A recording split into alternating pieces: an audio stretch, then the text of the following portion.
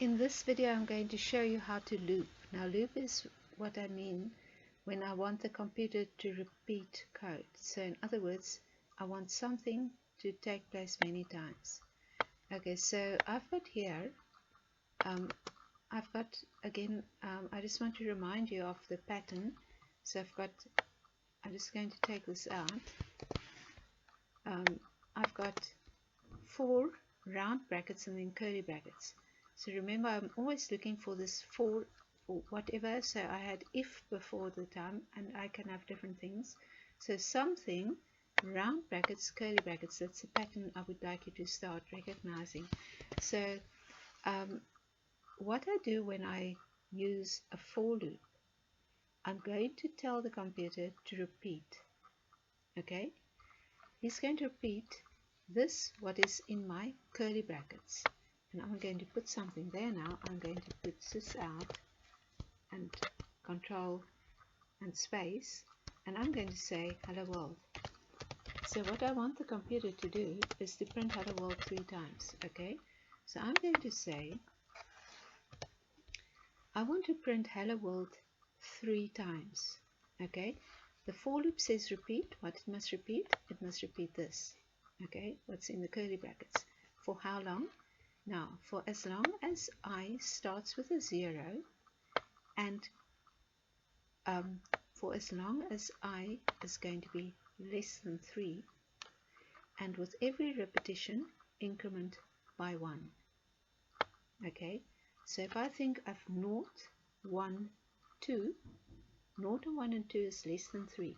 So if I start counting at 0, okay, 0, 1, and 2 is less than 3, but 0, 1, 2 is 3 times. Okay, so I'm going to repeat my hello world 3 times, and I start counting at 0. So you don't have to start counting at 0. You can say, okay, well, you know what, I want to start counting at 1, but I want to print hello world 3 times, so then I must go until I is for as long as I is less than 4. So 1, 2, 3 is 3 counts, but I can start with 10, okay, and finish at 13, because now 10, 11, 12. You see, incrementing by 1 every time. So I'm going to show you how this works. So let's run it. Let's wait for output. So I'll wait for the output. Yes, hello world is printed 3 times. You see, that is absolutely wonderful. So let's print it a bit more. Okay, 15. So 10, 11, 12, and 14. 10, 11, 12, 14. Okay, so that's going to be 4 times. Oh, it's 5 times. Okay, 10, 11, 12, 13, 14 is 5 times. Okay, I'm going to show you the value of I as well. So it's really nice to see how the computer counts my I. So if I go, so it starts at 10, finish at 15. So 10, 11, 12, 13, and 14. I'm just going to put a space after hello world. Let's quickly run it again. So now I've got hello world and 10, 11, 12, 13, and 14 5 times. Now I'm just going to go back to 0 and 3, because that is sort of more conventional to start at 0 and 3. Okay, so let's run again. So my I prints hello world prints, and then after that I'll get the I. So here I go 0, 1, and 2, that is 3 times. I've printed hello world 3 times. Now what I want to do is, I want to show you what happens with this I++. I++ tell the computer to increment by 1 every time. Okay, so I could have said I equals I plus 2. Okay, so if I go and I want to print 2, 4, 6, okay, 0 and 2 and 4, then I can say, like a 6 there.